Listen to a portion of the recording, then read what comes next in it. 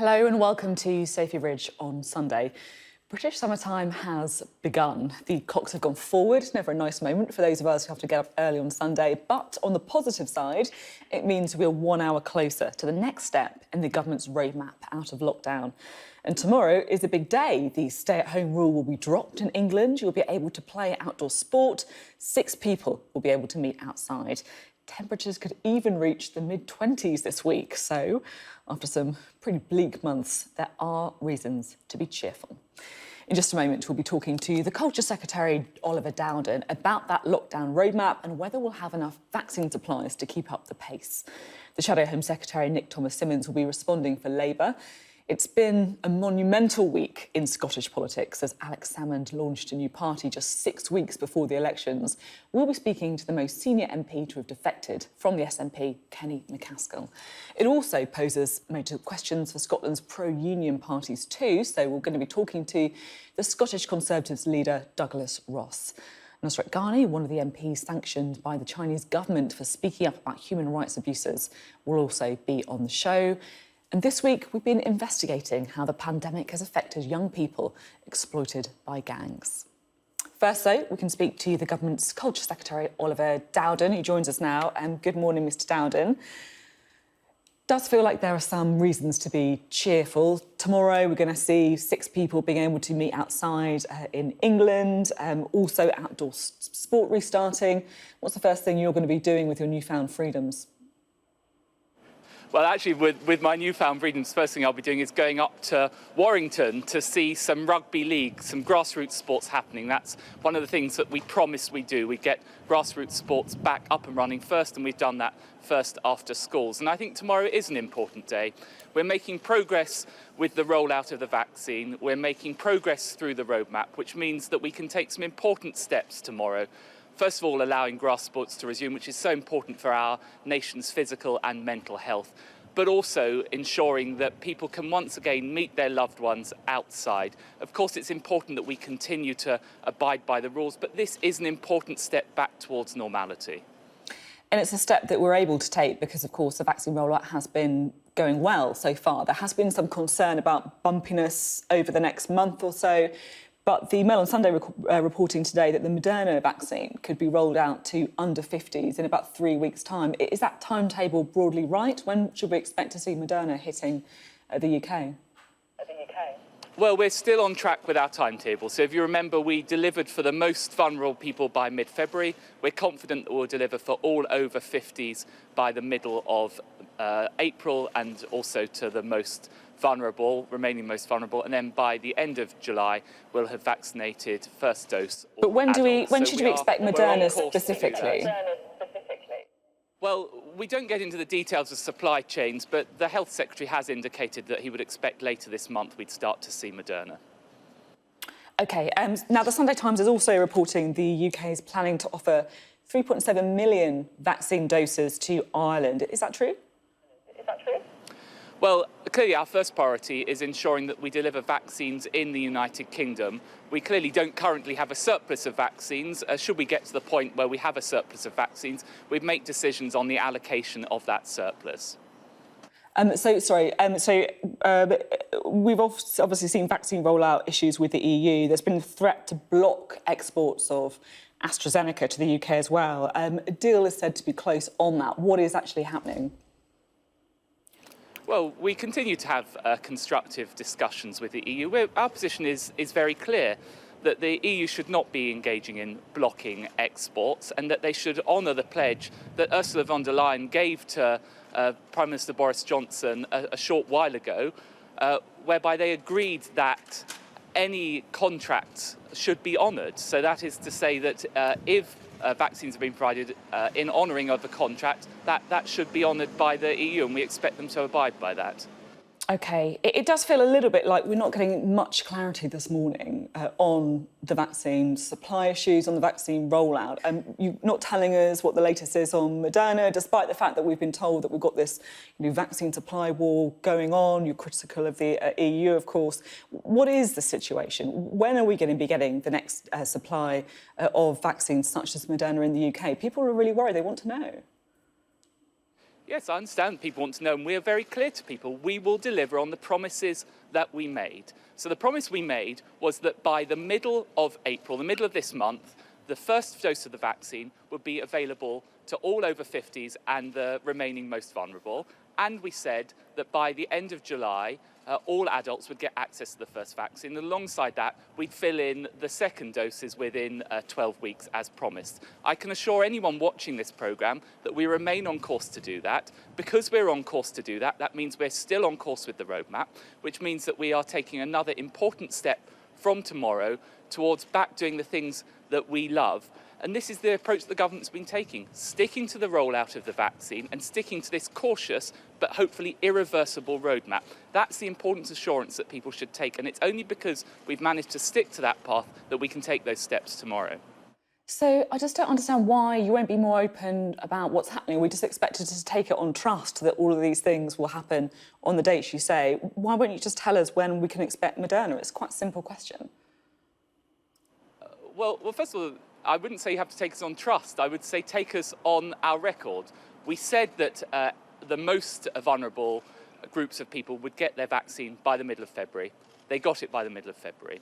We've said that over 50s and the most vulnerable will get it by the middle of April. We'll deliver on that. We've also always said that there'll be ups and downs in the vaccine. We're not going to give a running commentary on the supply. I have also indicated, as the Health Secretary has said, that we do expect Moderna to come later this month. People should take the reassurance that we have delivered what we promised so far and that we will continue to do so. And as a consequence of that, we are able to take these cautious steps from tomorrow in removing some of the most restrictions in relation to COVID. OK, the French Foreign Minister said that the UK will struggle with supplies for second doses, but Brussels won't be blackmailed, in his words, into exporting doses to try and solve the problem. Can you guarantee that everyone will get a second dose within that 12-week period? Yes, of course, we have been planning that all the way through. So it's one of the most important considerations as we've rolled out the vaccine. Not only do we stick to our pledges in relation to the first vaccine, we must ensure that people get their second vaccine. So in all of our planning, we have factored in getting that second dose of the vaccine. And indeed, that is one of the most important things for the most elderly and vulnerable, that they get the added protection from that second dose. OK, now, of course, given the fact that different countries are at very different stages of the vaccine rollout, one thing that a lot of people are worried about are what's going to be happening with holidays, what's going to happen with summer holidays. Is it true the government's considering like a traffic-like system to deal with that, where, for example, if an amber option would allow you to have a shorter quarantine period but with increased testing? Well, we're exploring all these issues as part of the International Travel Task Force. That will be reporting at the beginning of next month. Grant Shapps, the Transport Secretary, is leading on that, so that we will set out the next steps as part of that process. So you are considering it then?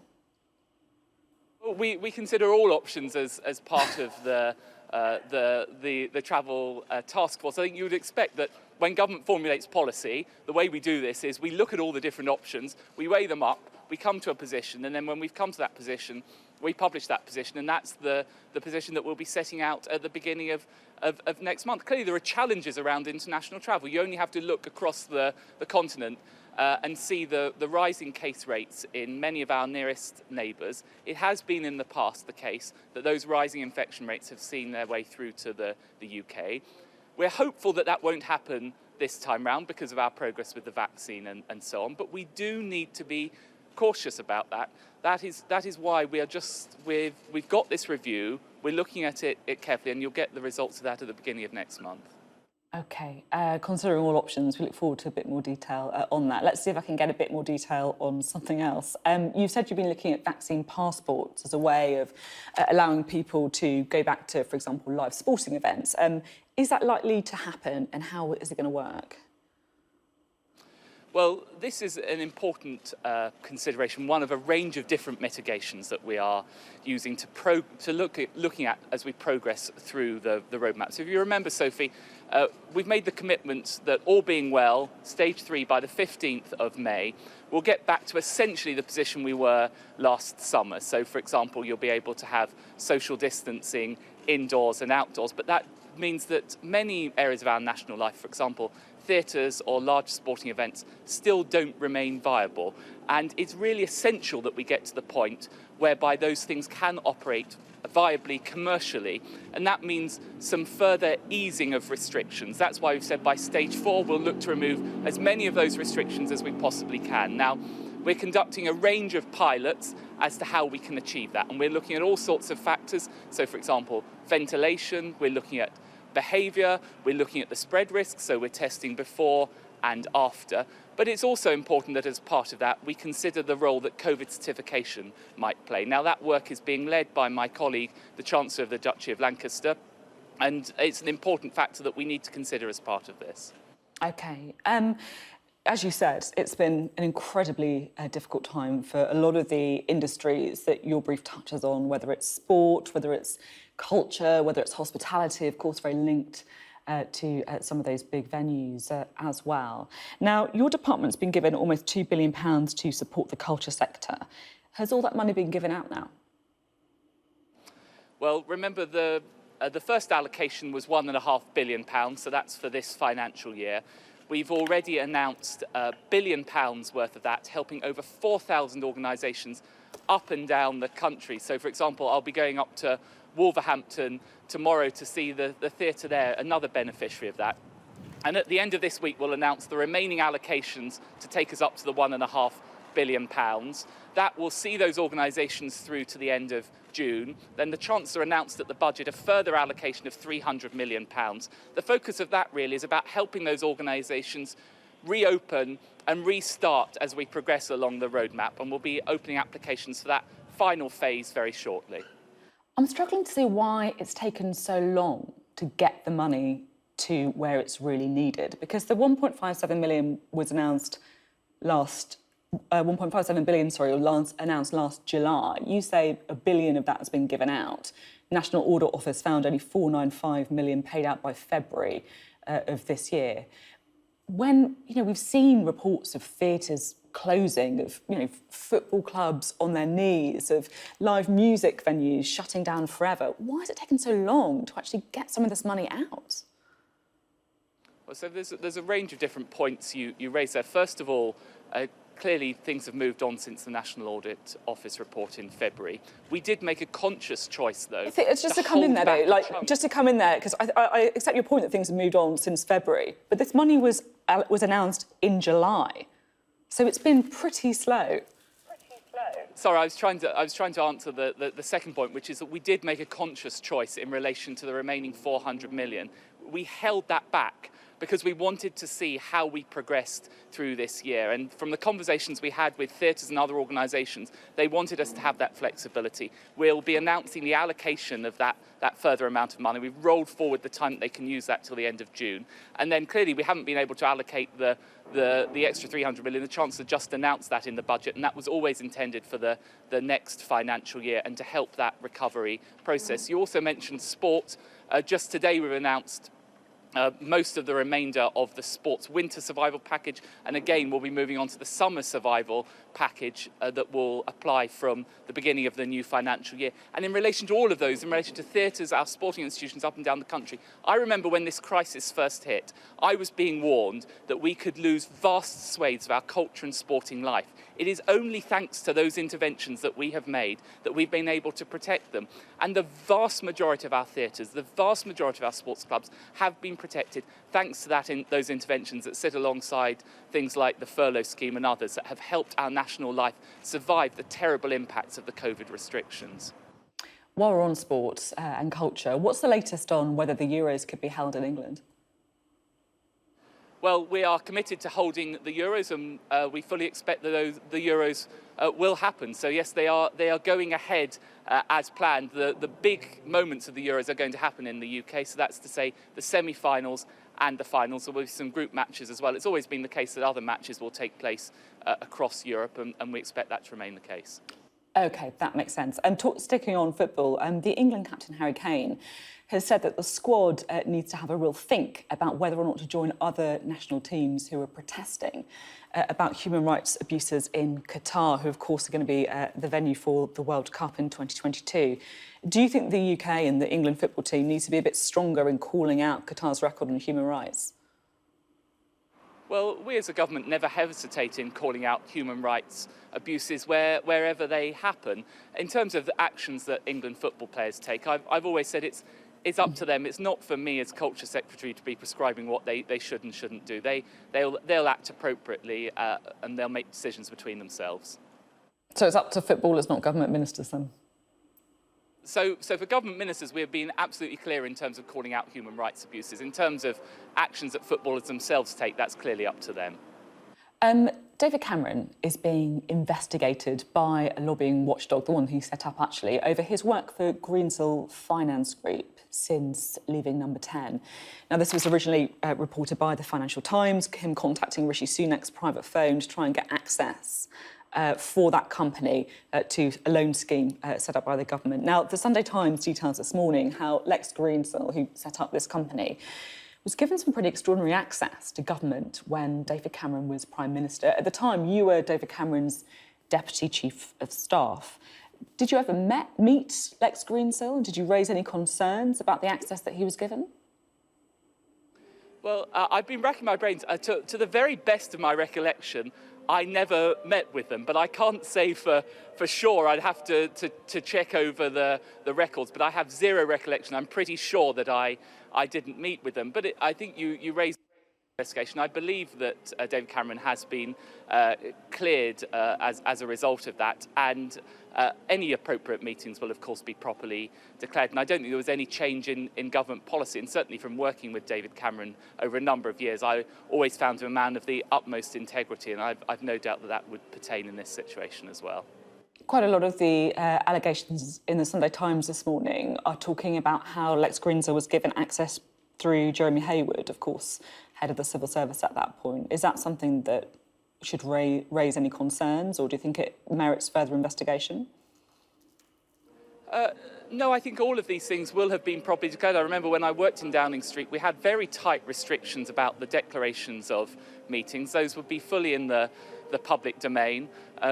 Clearly and sadly, Jeremy Hayward is no longer with us. But again, he was somebody that always abided punctiliously with the rules in relation to engaging with third parties.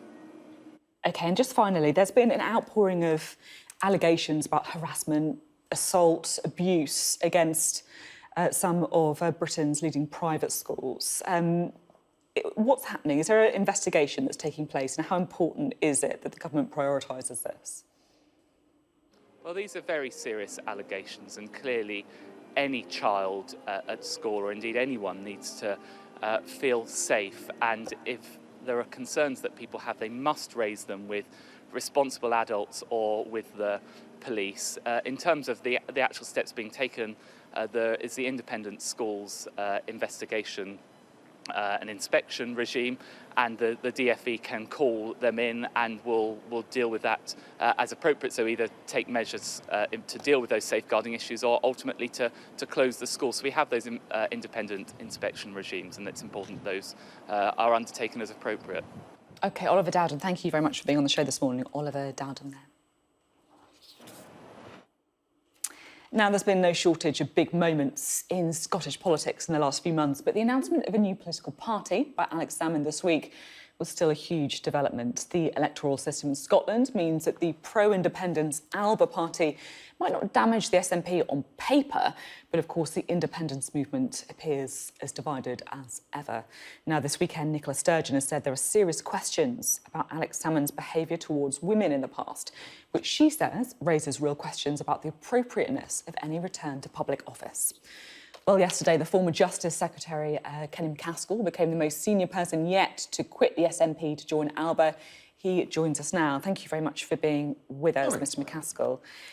Now, you, of course, support Scottish independence, but then 6 weeks before these critical Scottish elections, you quit the SNP. Why do you think the SNP are no longer the party to deliver independence?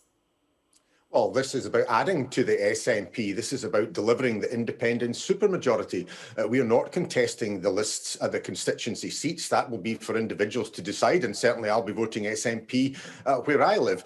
but we're contesting the list seat. And in 2016, over 1 million people voted SNP on the list, and only 4 list MSPs were returned for the SNP. An opinion poll just yesterday indicated that none would be returned. So what we are doing by asking people to vote Alba on the list is to deliver that independent supermajority, so that on the 6th of May, when its election is counted, the Scottish Parliament will stand against Boris Johnson. It will be Scottish democracy, having supported independence overwhelmingly, I hope, that will be juxtaposed with Boris Johnson saying that Scotland's just got to do what he says, and that's unacceptable.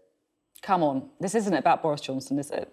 You might say, of course, and I understand fully, that the list system means that in many ways it might appear to benefit the independence movement on paper. But what you're doing is making this election all about catfighting in the independence movement, Nicola Sturgeon versus Alex Salmond. I think some people might say, well, hang on, how can you say that you're trying to help the SNP by quitting? No, this is about delivering that independent supermajority. I'll be 63 next month, Sophie. Throughout my life, Scotland has rejected the Tories, not just Boris Johnson, but Thatcher, Heath and others before, and continually we're left with a Tory government. We now stand with our economy threatened by Brexit, with our health service threatened by trade deals that are coming, nuclear weapons escalating that are based on the Clyde. That's simply unacceptable. The time has come for Scotland to decide its own destiny. You think the SNP alone can't defeat Boris Johnson and cannot deliver independence?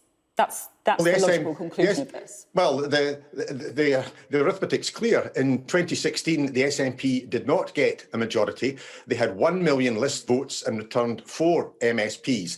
The independent supermajority could be delivered by the Alba party on the list.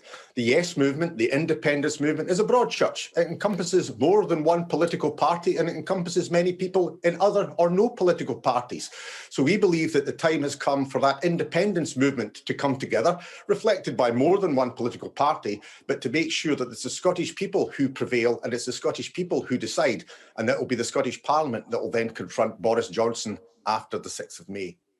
So if this is all about helping the SNP, I'm a bit baffled by their reaction to it all, to be honest. After you defected, Ian Blackford said of you, he's been an increasing embarrassment to many in the SNP, and his departure is somewhat of a relief. Doesn't sound like you're leaving on the best of terms. Well, the SNP speak for themselves. I've made it clear that I'll be supporting a former colleague in East Lothian. It'll be up to individuals in Alba to decide what they do. But the Yes movement, the independence movement, is a broad church. It's not simply the SNP. The SNP on their own failed to achieve a majority in 2016. Alba party can ensure that there is an independence majority in 2021. We won't be beholden to the SNP because we are not the SNP, but we certainly campaign for independence, and we certainly stand on the radical tradition and the radical policies that the SNP used to, and I believe in many instances still support. Used to stand on? It's a bit of a slip of the tongue there. No, well, there are issues that I think have caused many people concern in the SNP. That's why some have come over. Just today, we had the Equalities Officer from the SNP coming over, along with a colleague. The Alba Party now has more MPs in Scotland than the Labour Party. We are here to stay. We are going to deliver a result in 2021 in the election to make sure that it's the supermajority that is delivered. This election is already becoming about independence. We've got to make sure that the outcome is about an independent majority within the Scottish Parliament, and that allows Scotland's democracy to choose. We cannot go on under Boris Johnson. We've had austerity inflicted. It's going to increase. The time has come for Scotland to go its own way, and to do so, we're required to be an independent nation. I'm just trying to work out why you think Alex Salmond is the man to help deliver the independence that you want. Because according to the latest opinion poll for Sky News, Nicola Sturgeon's got a +21 approval rating among Scots, +67 among independent supporters. Alex Salmond's approval rating is -60. And even 68% of Yes supporters have an unfavourable view of him. I mean, do you really think he's an asset to the independence cause? Well, I think Alex Salmond was pivotal to the independence cause and delivered the 2014 referendum. But this Talking is the about Alba now, party. though. It's not. And he also It's lost the that Alba referendum. party, not the Alex Salmond party, and that's why others have come on board. Just yesterday, we had Corey Wilson, a former SNP MP, join the party. Just today, we have Councillor Lynn Anderson, the Equalities Officer for the SNP. They put their trust and faith in Mr. Salmond, and exactly the same as a Scottish jury acquitted him on all charges, a jury that was overwhelmingly represented by women. You say, very rightly, of course, that he was acquitted by that jury. Nicola Sturgeon says, though, in a Scotland on Sunday interview today, that serious questions have been raised about the appropriateness of his behaviour towards women while he held the highest office in the land. I think that raises real questions about the appropriateness of any return to public office. Do you think that Alex Salmond still has serious questions to answer, as Nicola Sturgeon says? No, we've had 2 court cases. He has been successful in both a civil and indeed a criminal court action. That is behind us. We go forward. And indeed, it's for Ms Sturgeon to ask about why others in the SNP who behaved inappropriately were not dealt with. But we're going to keep this positive on independence. We're not here to battle with the SNP. We are here to win on the list, and that will be contesting against the SNP because they can't deliver that independence supermajority. But we are part of the wider independence movement. It is not the prerogative of one political party. There is more than one political party pursuing independence in Scotland, and I will continue to campaign for independence, target my fire against the unionist parties who are once again seeking to coalesce, and I would hope that other political parties would recognise that it's a common cause of independence, not name-throwing, that they should be carrying out. Now, of course, as you say, Alex Salmond's always denied all of the harassment allegations made against him. He was cleared of all the charges in court, important to state. But in the court case, his defence lawyer did say, I'm not here to suggest he always behaved well or he couldn't have been a better man on occasions, because he certainly could have been better. And Alex Salmond has previously said, I'm no saint, I've got flaws. Are you comfortable being in a party with him as leader? Well, let him without sin cast the first stone, since we're speaking on a Sunday. Equally, you're just asking a Tory minister about behaviour within the Tories. I think the people I'm most concerned about, it would be allowing Boris Johnson to continue running the roost in Scotland, along with the likes of Priti Patel or Matt Hancock. So when it comes to this, I think the SNP, the Alba party, and indeed the politicians in Scotland, in fact, most parties stand far above that. So I'm comfortable, and as I say, that was shown by Corey Wilson and indeed Lynn Anderson today, showing that they have every faith in him. But this is about the Alba party delivering that independence supermajority. It's not about any individual, and it's not about name-throwing or tittle-tattle. And I hope that people in my former party will reflect upon who's actually shown commitment in the past and who's still showing commitment in the future, and that we should show some common cause rather than, as I say, seek to divide the independence movement. Just finally, at the last election, you, of course, stood under the SNP banner. You're now representing a different party. Shouldn't you hold a by-election? No, I'll be doing what has been done before at the outset of the Scottish Parliament. Donald Dewar and Labour MPs exercised a dual mandate during the Parliament that I served in. Alex Salmond and indeed John Swinney, the Deputy First Minister of the Scottish Parliament, stood on a dual mandate and represented both Westminster and Holyrood. So I'll be seeking to represent Holyrood, as well as retaining and continue to serve my constituents in East Lothian. OK, thank you very much for being on the programme. Thank you. Kenny MacAskill there. Thank you. Now, because of the way the Scottish elections work, as we were discussing, where voters have got 2 votes, it's possible that Alba does more damage to the Greens or even the Conservatives and Labour than the SNP. Now, the Conservatives are so worried about this. Their leader in Scotland, Douglas Ross, yesterday called for fellow unionist parties to put aside their differences and form an alliance to stop a second independence referendum. Douglas Ross joins us now.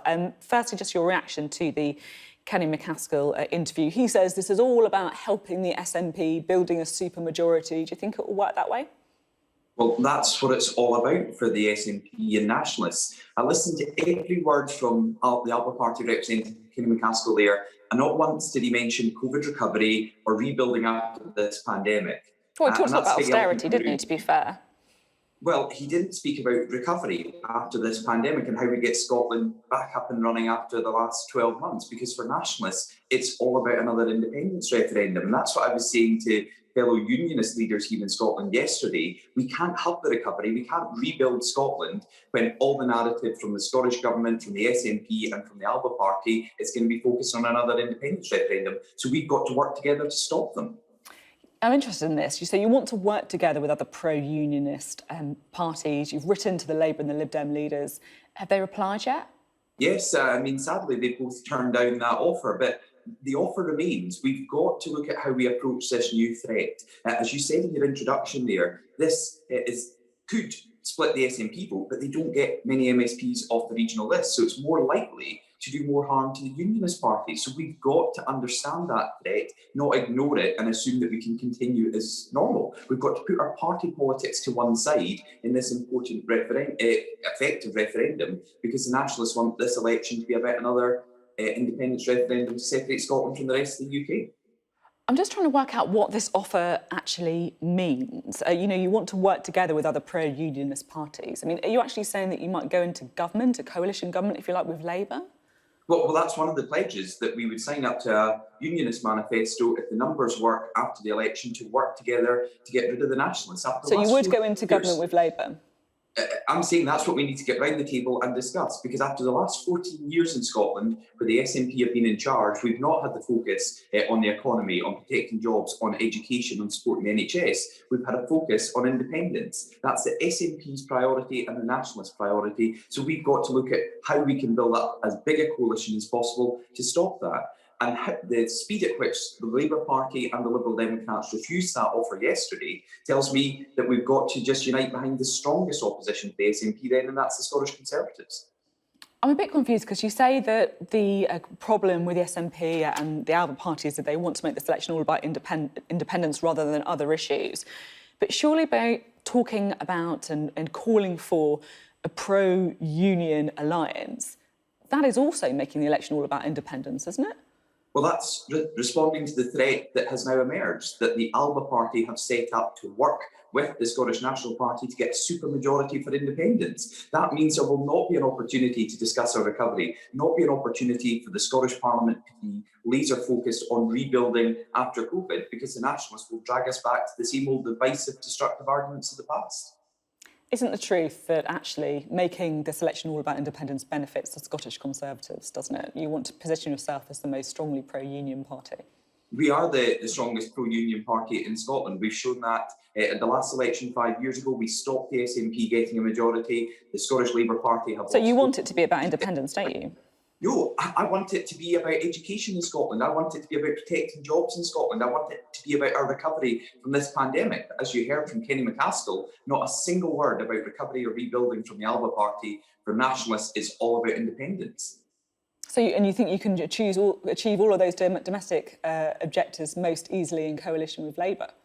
Well, we've got to work with all parties who want to stop the nationalists. They've been in power for a decade and a half, and look at what they've done in Scotland. Nicola Sturgeon said judge her on her number one priority, which would be education. But of course, everyone can see her number one priority has always been another independence referendum and separating Scotland from the rest of the UK. We've got to wake up to this threat. We cannot continue to bury our heads in the sand like the Scottish Labour Party want to do. The threat is real. It's in front of us now. Let's brace that threat and work together to stop the nationalists. Otherwise, Scottish politics will again be dominated by the independence debate.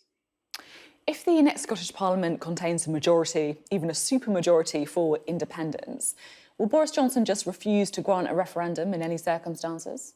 Well, sadly, that doesn't even matter to the nationalists, because they've said they'll go ahead with a wildcat illegal referendum anyway. So no matter what happens, if you vote for a nationalist party, be it Nicola Sturgeon's nationalists or Thomas-Symonds nationalists, their priority will be another referendum, whether it's a legal referendum or an illegal wildcat referendum. They will not be focused on recovery. They cannot be focused on rebuilding Scotland when they're trying to rip us out of the United Kingdom. The question I asked wasn't about what the SNP will do, though. It's about what the Conservatives will do, since you are, the leader of the Scottish Conservatives. If there is a majority for independence in the next Scottish Parliament, will Boris Johnson refuse to grant a referendum? But that's the problem, Sophie. That's exactly the point I'm making. It doesn't matter if the Prime Minister... No, but will he or not, though? And If the Prime Minister... other people can decide whether it matters. People want to know what it's going to do. Yeah, and the Prime Minister has been clear he does not want another independence referendum in Scotland. We are in the middle of a pandemic. We need to focus on our recovery and rebuilding. But the Nationalists will ignore that. The Nationalists have already said, and Nicola Sturgeon set up a commission within the SNP with an 11-point plan to have another independence referendum, even if it's an illegal wildcat referendum without the Section 30 order from the UK government. We know that Boris Johnson doesn't want another referendum, but will he refuse to grant another referendum in all circumstances?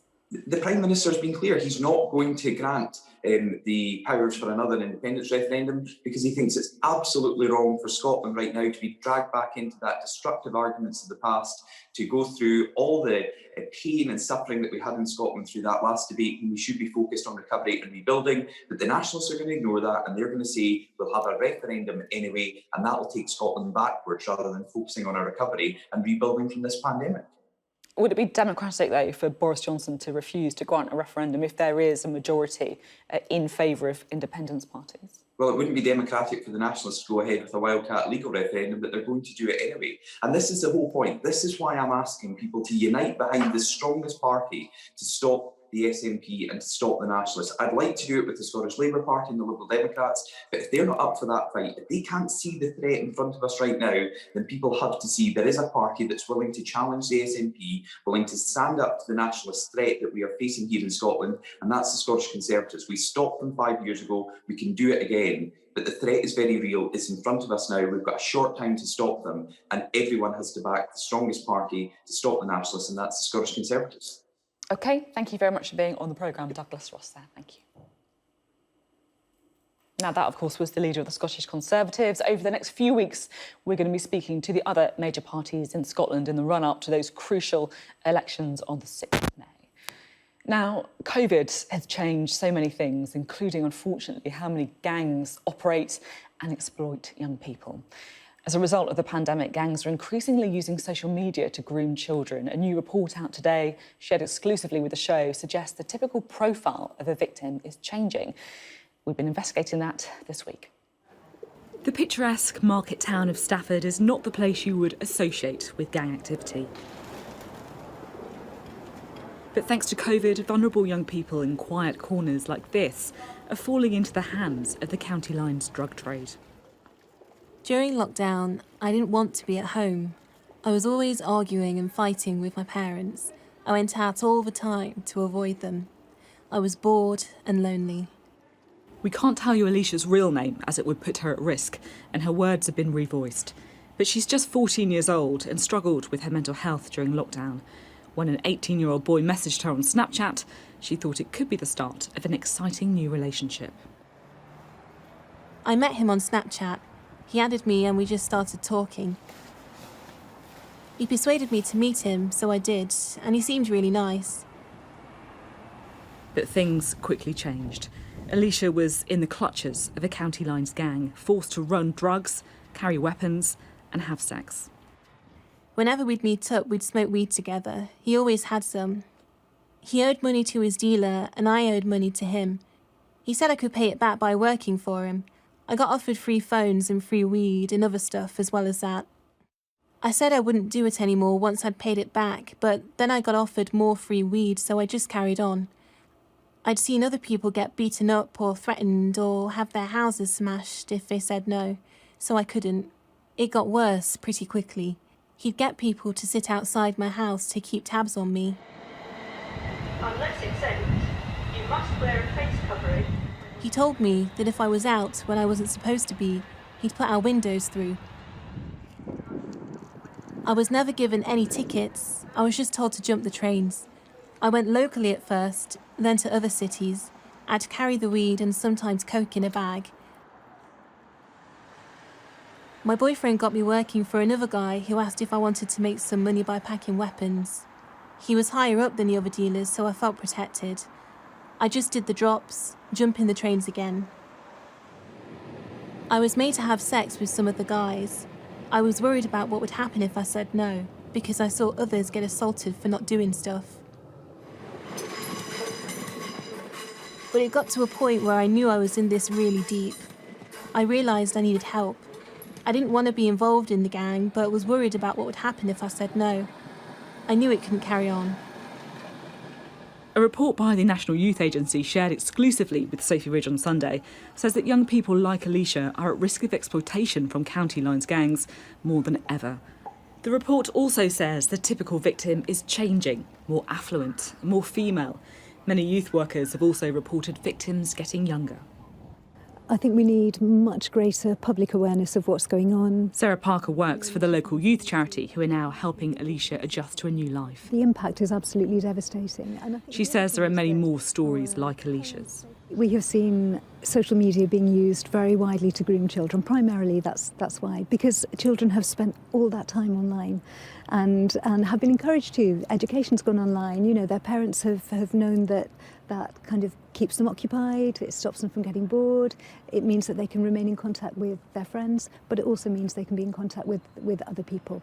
But we've also seen social media being used to advertise job opportunities for children to make quick money. So actually some of the roles in county lines exploitation have been advertised. I mean, take the example of Alicia. She is in no way what you would consider to be a traditional victim of county lines exploitation. She's a girl to start with.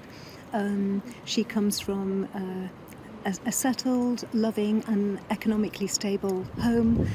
And yet she's been drawn into this terrible situation that's had a huge impact both on her and on her family. So yeah, I think we're seeing there's kind of been a much wider range of children have been targeted and drawn in. Youth workers and charities across the country have told Sky News they've seen more girls in particular being exploited by county lines gangs during the pandemic. Now politicians, like the chair of the parliamentary group on knife crime, are also worried. If you're talking about girls caught up in county lines, they're not part of a gang, they are victims of gangs. And unless we look at it from a gendered approach, we won't address this issue. And one of the key things that we also need to look at is the data. We're still unclear about how many young women and girls are caught up in this activity. The police may say they've had a great year in terms of arrests, but it's not a great year when at the end of this you're seeing women and girls still being exploited. You're seeing women and girls being violently raped by gang members. You're seeing women and girls probably stashing some of these drugs and weapons in their properties, endangering other family members. So that's not a great success. Lennox Rogers, a former gang member himself, now works with young people who need help turning away from life in a gang. His phone hasn't stopped ringing during lockdown. We talked to a lot of people. We needed to get out there and help young people and the families address these issues. There were some young people that we worked with who were working, their shifts got reduced in COVID, and so it had an impact on their finances, and they had some friends, some of whom were negative influences, and they were introduced to drugs, and they were showing them, you could have this, you could have that. And it was very tempting. COVID, it increased their business because people were struggling to cope with mental health issues, and they used drugs to cope with escapism. And, I noticed quite a few young people that were new to it. Thousands of children are exploited by county lines gangs across the UK each year. Luckily for Alicia, she got help, but the road to recovery is a long one. I'm finally getting some help. I'm listening to people. I'm trying to get my life back, but it's really hard.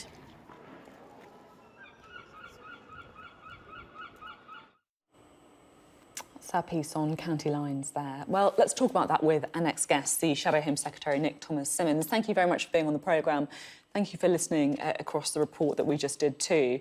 How concerned are you about the rise in children and young people being exploited during the pandemic? It's a deep concern, and just listening then to Alicia in that report really did bring home to me, firstly, the increasing number of county lines. I think it's gone by near 300% over the last decade, but also during the pandemic, as that report brought out, it's clear that the profile of people who are being drawn in are getting younger, and more young women and girls getting drawn in as well. Now, what we need to see, it seems to me, are two major things. I think, firstly, we need to see strategic leadership on this issue at the Home Office. I think it was a grave error to abolish the Serious Violence Task Force, which was announced to great fanfare, because often county lines are associated with other types of crime, including gang violence. But secondly, we need to be doing all we can to give these young people who are getting drawn into county lines the opportunity to make a very different life. And we see that, for example, in London, where the Mayor of London has introduced a rescue and recovery fund to actually invest to try and ensure that people get the help they need. This is an awful crime. It's exploiting young people, and it really should be a top priority now to try and do all we can to deal with it. Now, staying on policy and crime, you, of course, are publishing Labour's plan to tackle violent crime and help support victims. What's the idea? Well, look, firstly, I think we have to realise the scale of the problem. Violent crime has gone up in every single police force area of England and Wales over the last decade. In 4 out of 5 areas, it has doubled, and there are now 200 violent crimes happening every hour. This is a chronic failure. Frankly, under this Conservative government, violent criminals have never had it so good, and we've got to tackle that. So what do we need to do, and what am I suggesting today? Well, we need more police out there on the streets, not behind desks. We need to make sure that we change our approach to preventative services, not see them decimated as we have over the last decade. We need tougher sentences, for example, for rape. And we need, in my view now, to have a victims' law. Victims should be at the heart of our criminal justice system. And that's why I think we actually need to put that into law, so there is a victims' law that puts victims first. You know, I've listened to what you said, and I sort of read into a bit of what you're proposing as well. And of course, the rise in violent crime is something that everyone will be very concerned by. But I can't help thinking that some of the ideas sound very good on paper, but actually things are a lot more complicated than that. I mean, the first thing you said, for example, is ensuring more police on the beat rather than behind desks. But if violent crime cases have doubled, charging rates have fallen, down 22% in 2014-15 to 6.8% in 2019-20. It feels to me like the problem is actually convincing the Crown Prosecution Service to take these cases forward. It's about building the casework. I mean, that's often done from behind a desk, isn't it? It doesn't sound quite as, you know, appealing as getting more bobbies on the beat, but that's a reality, isn't it? Well, no, it is a systemic failure, and the point that is made there about charging rates is absolutely right as well. But that is a failure right through the criminal justice system from this government, which has obviously cut the budget of the Ministry of Justice by an extraordinary amount since 2010. But my point is this: you have to have systemic change right from the start. So it took many years for the government to admit that falling police numbers were actually related to the rise in violent crime. And that's why now we've got to focus on visible policing, community policing, which has suffered so much over the past 11 years, so that acts both as a link and the eyes and ears of the local community, but also assisting in terms of detecting crime. But you're absolutely right to say that this goes right through the system, and that's why I've suggested the other things that I have around crime prevention, preventing people from becoming victims of crime in the first place, but then looking at it right through the system. And that's why putting victims first is so important. And that's why I believe we now need to have legal duties to ensure that victims get the support they need from start to finish in the criminal justice system. And that doesn't just mean at the end of the trial, by the way, because just because a trial has ended doesn't end the trauma for the victim. We also need to see a system whereby victims are kept informed and have that information and support they need post-trial as well. Talking about victims, you know, the second thing that you said you wanted to do was tougher sentences for rape. The maximum sentence for rape is life imprisonment. The problem, again, is about getting those convictions in the first place. So in the year to March 2020, 1.4% of rape cases recorded by police resulted in a suspect being charged. You know, that's a real problem. Tackling it isn't about getting more bobbies on the beat. It isn't about, you know, easy wins on getting Parliament to vote through tougher sentences. It's the difficult, painstaking work in getting those convictions in the first place, isn't it? It absolutely is, and I find this debate so frustrating because I've been raising this in So why are you just proposing these easy wins then, rather than tackling the big problems?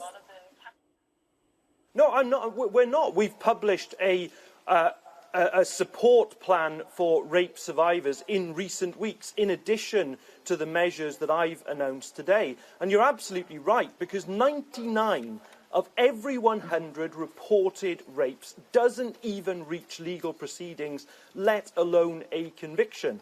And what we need to be putting in place is that support for rape victims at the very start. Secondly, we need to be fast-tracking rape and serious sexual violence cases through the system, so people aren't waiting months and months, in some cases years, for justice. But we also need, and we've argued this in recent weeks, a specific minister with responsibility for this, with responsibility for rape and serious sexual violence for precisely the reason, Sophie, that you've just said, so that you can drive change right through the system. And that's absolutely what we require, in addition to raising that minimum sentence for rape, which is currently at 5 years. But absolutely, it is change through the system that we need. And I'm so frustrated because I've asked for this for the last 5 years, and the situation is simply getting worse. OK, I'm keen to ask you about the protest that we've seen this week outside Batley Grammar School. This is after a teacher showed an offensive cartoon of the Prophet Muhammad. The schools apologised, suspended the teacher, who's now under police protection. Should teachers be allowed to show cartoons of the Prophet Muhammad? Well, look, in this particular case, I think we just need to lower tensions. Firstly, the school has actually taken action, as you've mentioned, in relation to this, which I think was the right thing to do. But what we've now got to do moving forward is absolutely to be putting children, learners first, lowering those tensions now and actually moving forward. I think that is what is absolutely essential now, because to continue to raise tensions in this situation certainly isn't going to assist anybody, least alone those people who absolutely should be coming first, who are those who are learning at that school in Batley. But you think suspending the teacher was the right thing to do? Look, I think the school has acted. That has now obviously taken place. That action has happened. I think what now needs to happen, as I say, is we need to lower the tension, and we need now to actually move on, putting the children first. We can't have either any situations where teachers or others are somehow intimidated trying to go about their work. That is something that is not acceptable. What we have to do is to move on now and ensure that the children have that learning, particularly at the moment when you consider all the disruption there's been to young people's education over the past 12 months. That absolutely has to come first. OK, we have been talking about Scotland a lot on the programme after Alexander set up this new party in Scotland, which is going to be contesting the list seats in the election. Ken MacAskill said that it's all about trying to build a supermajority for independence. We've heard from Douglas Ross, the leader of the Scottish Conservatives, who says he wants to effectively build a super majority for the Union. Labour are saying no, though. Why not? Well, because Labour is putting forward its own strong arguments at this election. I mean, what I see are the nationalists splitting, obsessed with the constitutional question.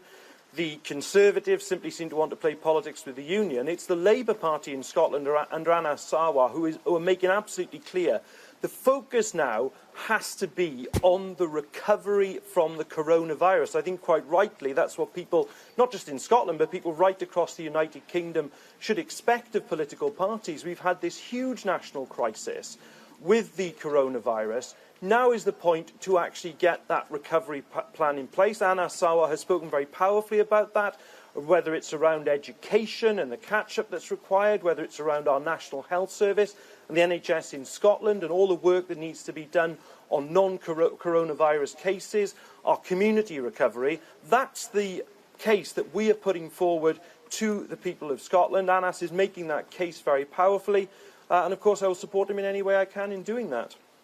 Just quickly on COVID, we also heard from Oliver Dowden, of course, the Culture Secretary, and we were discussing the idea of this traffic light system for foreign travel, an amber light, for example, meaning you just have to quarantine for a short period with enhanced testing. Is that something Labour would support? Well, look, if that is put forward in due course, I'll of course look at it and consider it in the light of the circumstances of the time. But the priority at the moment is the gaping hole in our defences at the border and closing that. We have a situation where we've got the vaccine rollout, and great credit to those at the front line doing that, and the sacrifices the British people have made over the past 12 months. And yet, we do not have that comprehensive hotel quarantining system in place at our borders. I think only about 1% of arrivals at the moment are actually being put in hotel quarantine. Now, that has to change. I've argued that for weeks and weeks. And the reason I argue it is because we do not want to see a variant of the virus reaching our shores that threatens the efficacy of our vaccines. We have to do everything we possibly can to stop that. And that should be the priority at the moment in the form of a hotel quarantining system that's comprehensive. Just finally, reports in the papers today that Annalise Dodds could lose her position as Shadow Chancellor and be sacked in a reshuffle. Are you a little bit relieved? You've been put up for the morning round this morning, perhaps saying you might be safe in your position? I don't take any notice of the gossip and the speculation that appears in the newspapers around this. It's something that's part of political life.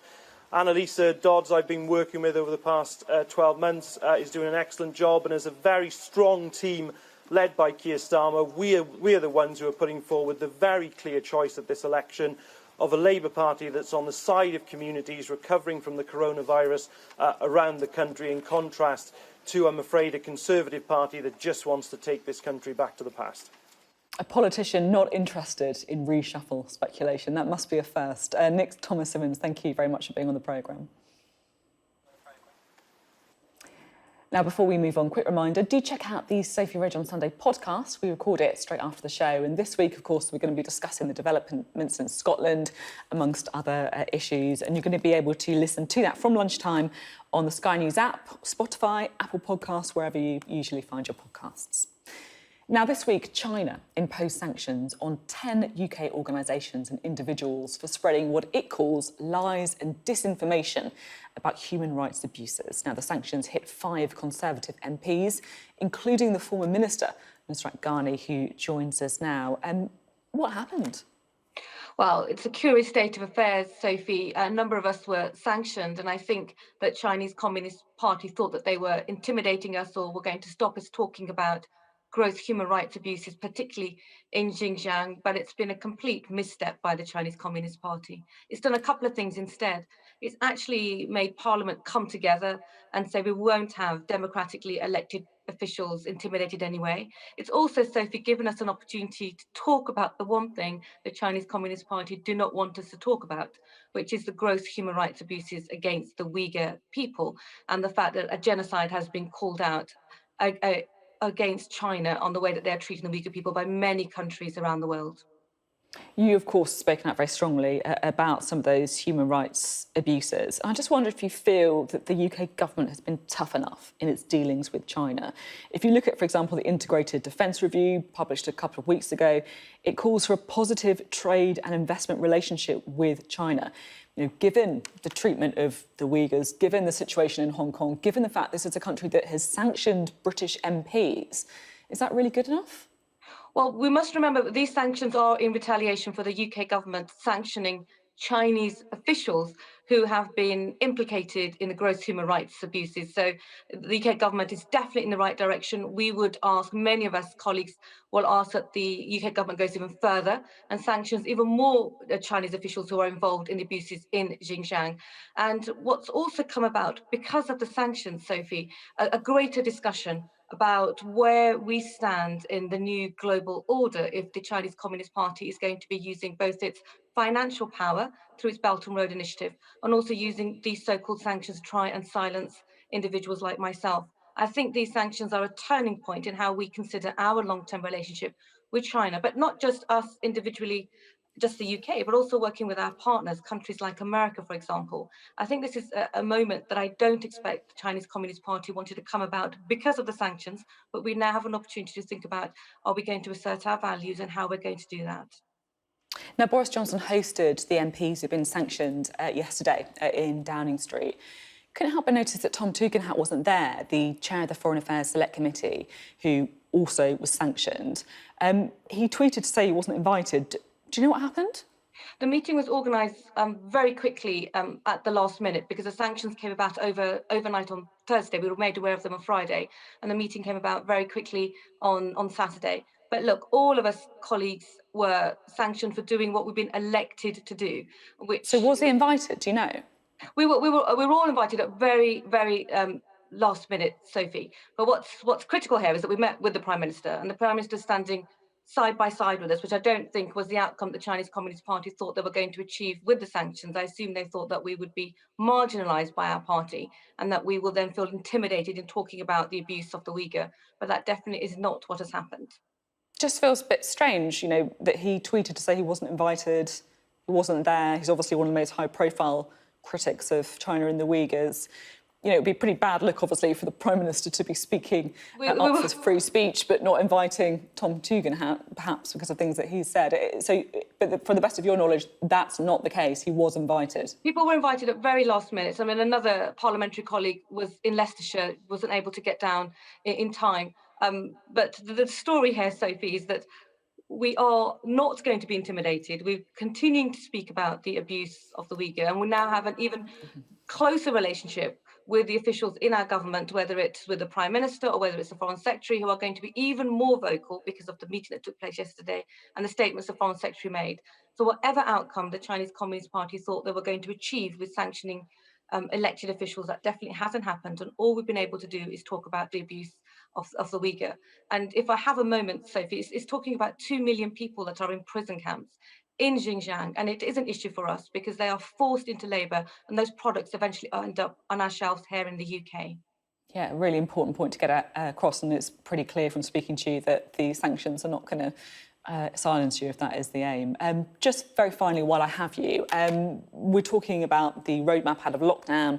The government asked Parliament to extend the emergency COVID restrictions for another 6 months earlier this week, and you abstained in that vote. Why did you abstain? Well, we know that the roadmap concludes towards the end of June, and the government's doing a fantastic job on that.